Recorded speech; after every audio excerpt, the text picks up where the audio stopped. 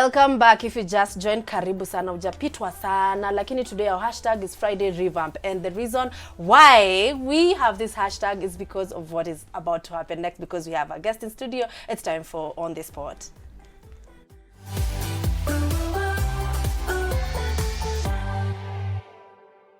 Today is beautiful. Trust me, screen itakuja, but trust me, she's better looking in person. But she is a permanent makeup artist. Let's welcome Peninah in the building. Yay, welcome. Karibu sana. You're so shy. Changamka kidogo. Usiogope, this is a safe space, okay? This is a safe You can tell our space. secrets. Yes. We can tell you our secrets, Yeah. and then no one gets to know, you know? Okay. All right, welcome Thank Peninah. you. So let's get right to it. So you're the founder and CEO of Brow Revamp. Yes. How did that come to be? Okay, it's a long We story. like stories here. We like stories. Okay, so this started way back. Immediately I got to college, Yeah. that is university. So we got a long holiday. Yes. And that's when makeup trend, the type of makeup we have on, started in US. So I took time on that holiday to teach myself on how to do the makeup on myself. So I became so good, but my university is in Kisumu, so it's quite hot there. You have to keep sweating all over. So I got tired of doing the brows today this way, tomorrow is the other way, and already people got the look of always on makeup. Yeah. So another interest grew of how I could make my eyebrows last longer and not fade as much, and also not be tattoo. I tried henna, but still the weather around there made it last for at least 5 days, and I'm back again to struggling. So then I continued with the research, and I found out about the Asian culture. It's an interior kind of culture where they pluck all their eyebrows and they redo them again. What? Okay, that's bizarre. Okay. It's kind of the way we can say Samburus do red hair. Okay. It's those interior cultures. So they do use plant extracts as colors, and then they redo their makeup again with lashes, brows, anything. And it stays for long. Yeah, it stays for a while. It's like permanent, but not also so permanent. Yeah. But also the what made me like be so interested is that it was not tattoo. It was not changing color.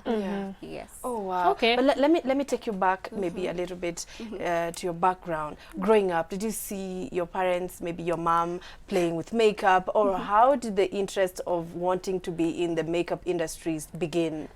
No. In my home, no one has ever been Oh, interested. God. Even myself, it started A bit later, yeah. So, but there is this salon in Nakuru when I immediately got the admission to campus. Yes. Those ladies who do other people's makeup. So she started to say, oh, you'll be so good in makeup if you try. And then I was going to bank something. So she told me, usiende hivyo, come I apply you something. Are you serious? Yeah. So that was my first time ever, and I felt so like like I'm heavy on my face. It's like everybody's looking at me, but the interest grew from there. Wow. Okay, so you learned about this Asian culture. So did you try and find out if it's possible to do it in Kenya? So the first thought was I DIY myself. But then it was hard to know how exactly they process them.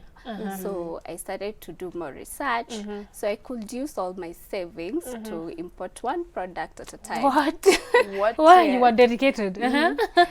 So I imported one product at a time, and then that's when I started the trials, and then I did. And everyone got an interest of why my eyebrows are that way. Yeah. So I did also to my friends, and in the process, because for a while I became like a permanent a makeup artist in Kisumu, I thought of sharing the transformations on the same page, on my page, and that's how inquiries started to come about. Yeah. Okay. So for me, I was doing it as a free to use the simple products that remained. I never thought of it as a business. Wow. I'm going to ask the gallery to kindly just roll the images so that you can let us know like how the process begins. Like take us through, like I've come to you right now. I want you to do my brows. So what do you do first? Okay, so This is a two-process procedure. Yes. So there is the initial session, and there is the second session, which is usually around 4 to 8 weeks. So on the first session is the main process, where we first we first focus on the client's preference of technique, because we have many, and skin type, their lifestyle. We start with consultation first to get to know the client background and preference, and then from there we start mapping process. Mapping is finding a shape of the brow based on the bone structure and hair flow.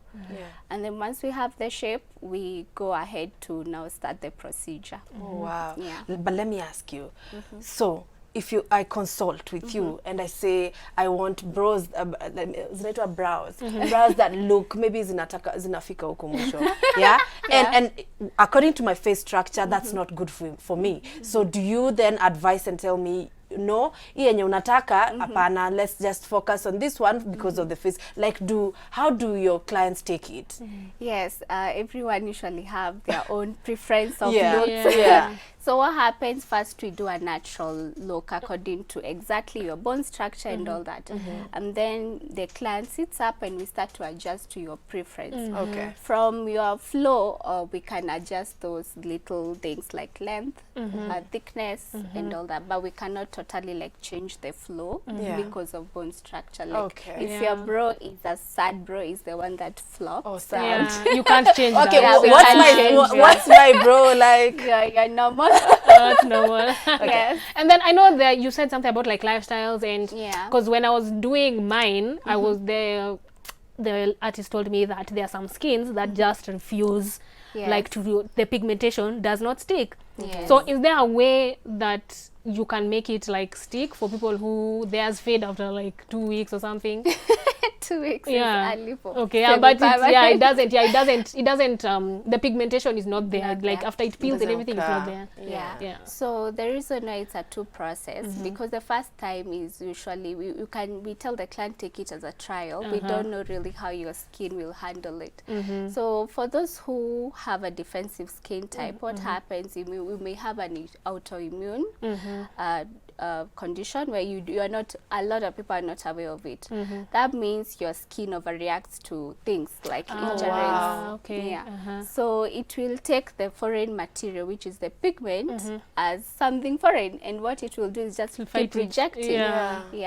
So that's what happens. So can you, so after the first round is when you can tell if someone is autoimmune or not. So if they are, you just tell them like, sorry, it's not possible. You say that? Now what happens is you now know how to handle the skin, how many sessions you need to achieve the end result, the good result, the final result. Because with everyone, the number of sessions varies. They may need more sessions, not just 2. Does that mean more money that you have to charge, or how do you charge the same amount of money? No, the first session, let's say there are those we call retainers. Those are the skin type that heal exactly as they live. So they don't need any touch-up. But touch-up is mainly for most a defensive or a normal skin type, where you may lose a little percentage of the pigmentation. So in case you come back totally without anything, we will schedule another touch-up for that client, because we'll assume the first touch-up is their initial again. You've already learned their skin, so you restart all over again. So what if after the second session you still want more color? Can you still do it? At that time your skin is aware we are trying to put something on it, so it will hold again, but as a normal skin type, it will still lose a little, but it will retain. Now during that touch-up, that will be like a normal second touch-up to Perfect. So you guys learning something. 111 444 111 is our SMS line, and we still have Peninah in the building, so kindly send in your questions. We're gonna take a very short commercial break. We'll be right back.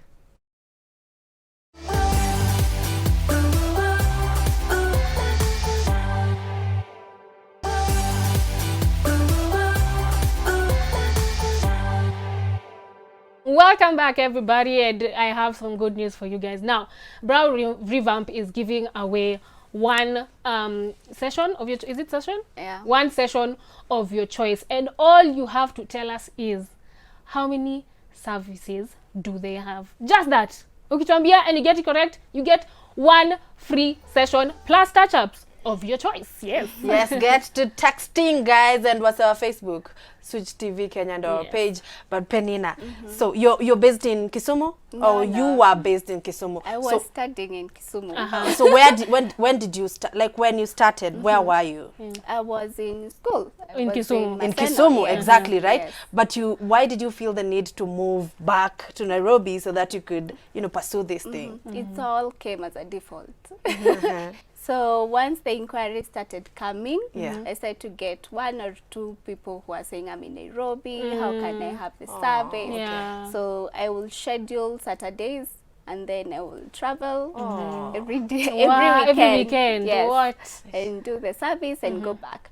So that it's the same thing that happened after or immediately I would close. I'll just travel again back and stay. My brother was in USIU, so I'll stay at his place and then just continue working. For me, I was just doing it as instead of being home. Yeah, you at least I'm do just something. doing it, Yeah. yeah. Okay, and guys, we do have a video of Peninah doing her thing, so take a look. Oh wow. All right, so maybe for the people out there who are like, okay, so now after that what happens? Maybe take people through the healing process and what you need to do. Okay, so basically this is a technique we are doing on the skin. So it's like we are doing a little pricks to the skin. So we are opening the skin. So there is a healing process which takes around 7 to 14 days. So in these 7 to 14 days, there is a series of stages and emotions.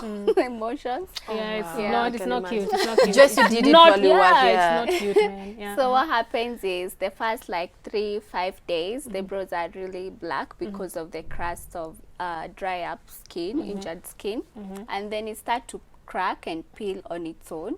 At this point, it really itches because it's wound healing. It's a wound healing. And then the scabs start to fall off by themselves. Do not pluck them, and you should not scratch because of the itchiness. And then that's it. Once the scabs are off, you resume back to normal. And you can't wash your face.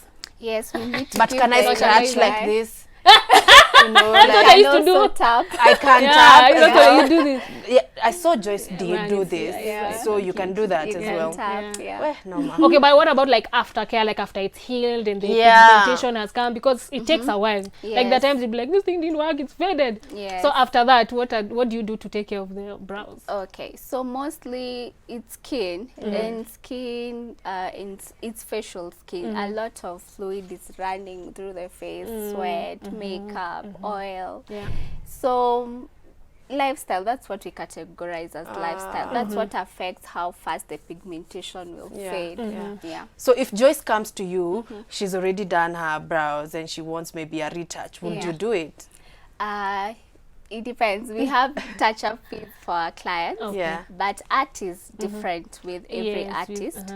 So we are not able to touch up work done From another someone artist. else. Okay. So what we consider it is as correctional, because I will not achieve what she gave you. I can only achieve my own art. Okay. So it's better to just come like from the beginning, like you scratch. can also come if you have a previous work done, but I will do it as a whole new new process. Yeah. Wow. Okay. And so yours right now, there's no eye pencil, nothing. That's I've concealed a little. okay. So concealed. But have you added color or anything? Little, because I did a long time ago. But what would you say is one of the most challenging things in the industry as we speak? Because I mean, this thing wasn't here 5 years ago. So what would, it was, maybe I wasn't aware. But what would you say is the most challenging thing in the industry now? Right now, for me, I don't know, because I've been I flow with it. Hey, skaching inaingia. Umeomoka. Uko tu sawa. Customer. It's about, I'm assuming you're talking about being comfortable doing the procedure. Yeah. No, myself, I can say I'm at a good place in working with clients. You haven't done something for someone and they're like, sipendi, I don't like it. What I can say is that is a challenging is expectations of clients versus what reality. they get. So like someone can come and request for a Botox look, bro. Wow, what's that? So Botox is look, that? bro, is when you get Botox and your skin is already sagging, you kind of lift your tails to go up. So it looks like your skin is stretching itself. Yeah, so you see, like with that, you have to go totally out of their natural so that's a bit flow. challenging. Yeah, so for us, if we are not sticking to your natural symmetrical flow of your brows, we just cancel. Can be a bit difficult. And was it hard to like convince people like, hey, like this is like cool, it's not a tattoo, yeah, it was it's not hard. Painful, like it took some time to convince them? Yeah, it took a while because everyone thought kwanza in Africa anything like, that tattoo. is pigmenting it's tattoo Yeah. to them. God. So it took a while also, even in, let's say, in case where you want someone to help you push it, they will also be very questioning about it. Oh wow, Okay. that's really. So what led you to start your own business? Like, did you get to a point where you were confident enough? Did you like go to school and like, okay, now I can do it professionally? What led you to do it? Okay, so the moment the inquiries now started to come, so many of them, I talked to my parents and I told them about this, but to them, because they've been in business for so long, their dream is to see me in a white collar white collar job. So my father was like, it's okay, you can be doing it since you're in school and all that. So he helped me in getting more advanced in terms of technology and studies. I kept training, but then until now we all still assume I'm doing this before I get a job. Are you serious? But let me ask you, what did you study in school? Was art one of the things that you liked growing up, or when you started school?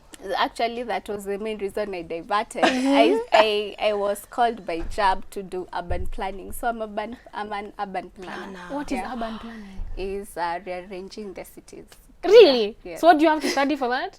Urban planning? Yes, you have really? to That's a arrange, course? It's like the way we have like metropolitan you have cities. to arrange areas according to developments in terms of commercial, residential, like that. Okay. But you practice it. I've never, God. like even after finishing school, I was like I was working, I was coming to Nairobi to work on clients. Yeah. Like that, like I'm assuming I'm still in school, but working on clients. For me, it is like I'm still doing what I like as a hobby before I get a job or I complete them. Peninah, watu wanauliza wanauliza hapa kama kuna mtu na mimi naona tu ni vizuri ujibu.